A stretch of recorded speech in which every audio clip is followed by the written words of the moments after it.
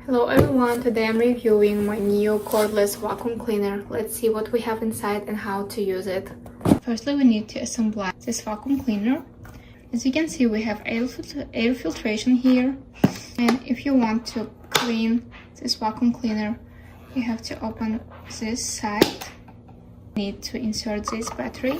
And if you want, you can remove it and charge it separately. We have LED display here. You can change the section mode. There you can see battery life. We have to insert this rod.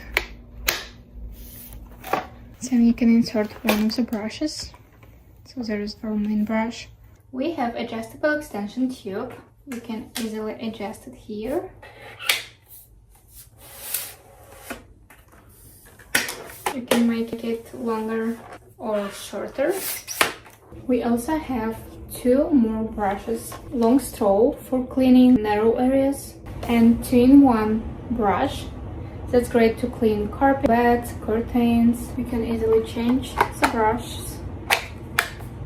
So powerful, and that's the minimum. This long straw is so versatile too. You can clean narrow areas.